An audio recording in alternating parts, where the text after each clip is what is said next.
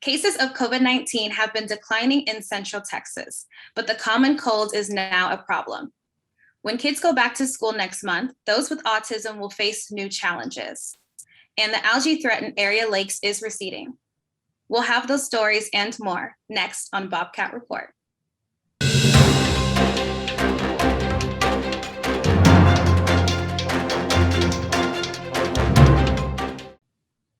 Hello, I'm Shania Belcher. COVID-19 cases in Hays County are going down, but now there's a new health concern. Megan Buchanan says the common cold is spreading. Walking through your local drugstore, you may have noticed that many brands of cold and flu medicine are completely out of stock due to the high number of people needing symptom relief. Now that restrictions placed in the height of the pandemic, such as mask requirements and social distancing rules, have been lifted, it's becoming evident that the common cold is making a comeback. Many people are coming down with symptoms like sore throat, congestion, body aches, headaches, and fatigue. After coming down with many of these symptoms, Mackenzie Decker received a negative COVID test and recalled that she hadn't been sick in over a year. But honestly, that's probably because we were spending a lot of time protecting ourselves from COVID. So I was wearing masks, sanitizing my hands, washing my hands, just being extra hygienic.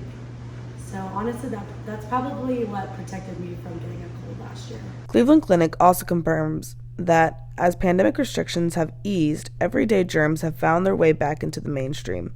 Doctors are seeing more colds and respiratory illnesses this year than in the past. It appears as though the mask mandates and social distancing guidelines set during the pandemic were unintentionally preventing us from far more than just COVID-19. For the Bobcat Update, I'm Megan Buchanan. Back to school time is coming, but for some kids, it could be very stressful. Kayla Banks says children with autism might have trouble adjusting to the new environment. Due to the pandemic, children with autism have struggled with school and anxiety. Having minimal contact with classmates and being stuck at home has been very concerning to parents. Many fear that once school starts again, it might take a while for their child to adjust. Josiah has been diagnosed with autism when he was 3 years old. He will be starting kindergarten this August, but his mother has shared that his behavior has changed since the pandemic hit. His sensory issues got extreme. They were more because he was stuck here at home. Being at home has caused Josiah to have a lot more energy, that his favorite activity to do is playing outside. A therapeutic clinic says that has been very common among children with autism. So they definitely are more excited now because whenever COVID hit, we went into pods.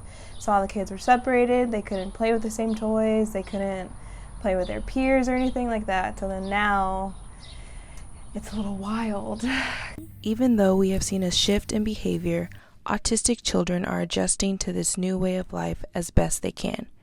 For this upcoming school year, parents plan to do the best they can in order for their children to succeed.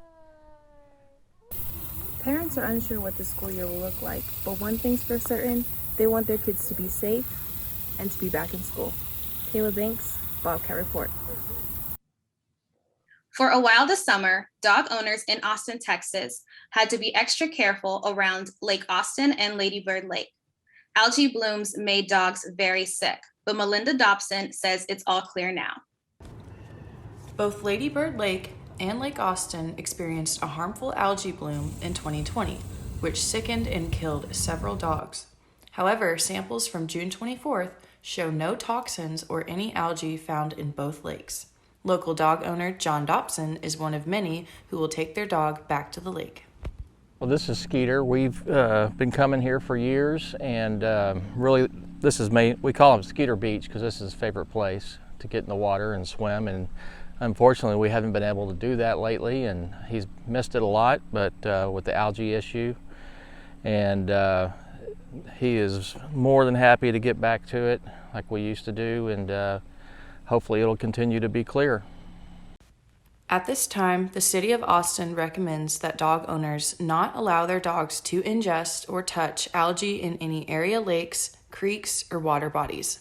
Lady Bird Lake continues to meet State of Texas contact recreation standards, which are based on bacteria levels. Local dog owner Brianna McMurray recommends other ways to keep your dogs active. Since I don't go to the lake that often, to keep my dogs active, I go on pretty long walks, and then I also kind of set up play dates with my friends' dogs to kind of get all their energy out so they can have playtime without swimming. The City of Austin will continue to monitor both Lake Austin and Lady Berg Lake every other weekend throughout the rest of the summer. Melinda Dobson, Bobcat Report. When we come back, a look at new attention to voting rights.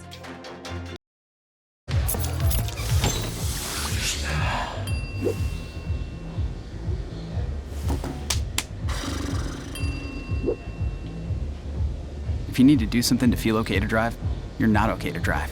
Don't drive buzzed.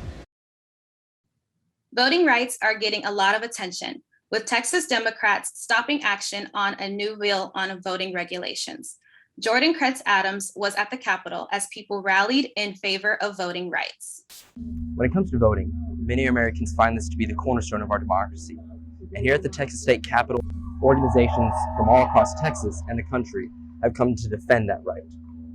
Yeah, so I'm just a really concerned citizen who really wants to make sure that everyone in Texas has a chance to vote. I think for me, as a white male, middle-aged, I have a lot of privileges, and one of those I always assume is the right to vote.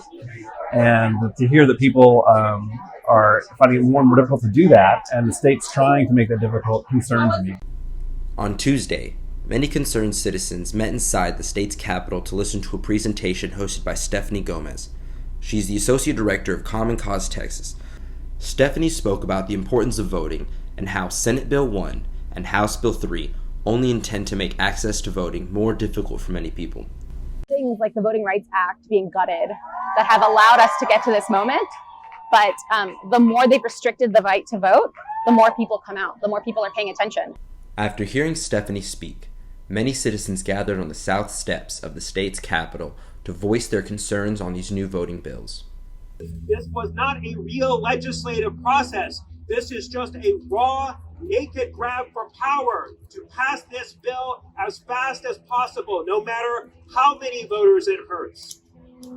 On Tuesday, tensions between Republicans and Democrats only ramped up as Governor Greg Abbott vowed to arrest the Democrats that left the state in order to prevent any of these voting bills from being passed. At Newstime, this issue is nowhere near being resolved. We will keep following the issue. This has been Jordan Kretz Adams for Bobcat Reports. In sports, it's letter of intent time. Philip Aycock visited with a San Antonio volleyball player who had just signed their letter of intent.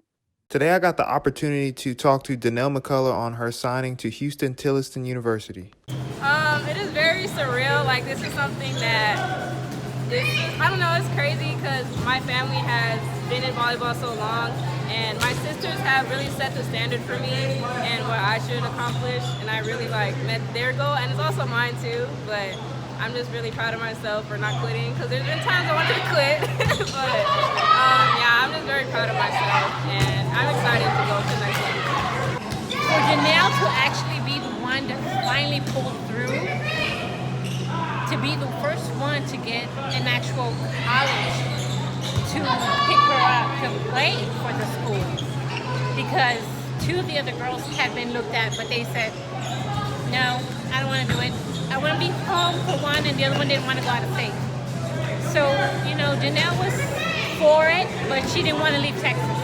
Danelle McCullough, who was a 4-year letterman playing volleyball at Wagner High School in San Antonio, made the All-District team her sophomore through senior year and first-team All-District her junior year. Danelle McCullough will be moving into her dorm Monday, August 2nd for the beginning of preseason workouts.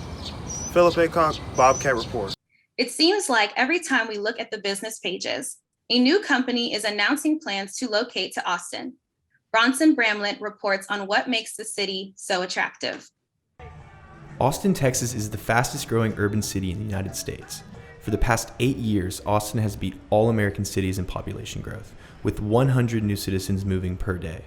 While there are many reasons for this growth, many believe it is due to the record number of startups and businesses that choose Austin as their place to set up shop. I spoke with Kyle Carpenter, a new resident of Austin, to see his outlook on the growth. It's one of the biggest because there's a lot of big companies such as Tesla, Oracle, Amazon that are moving some of their headquarters down here. And I think that's due to the fact that Texas shares a lot of conservative economic values that aren't shared with other places like California. In Texas, it's kind of the model you can do what you want, when you want, wherever you want. As the city continues to grow, so must the urban political planning system if the infrastructure is to keep up with this increase in population. A direct example of this extreme growth can be seen in this year's 5% increase in homeless population. Apartments like this one in South Congress are popping up everywhere in Austin. And for now, only time can tell if this growth will make or break the city. For Bobcat Update, I'm Bronson Brand. That's our show for today. I'm Shania Belcher. We'll be back next Thursday with another edition of Bobcat Report.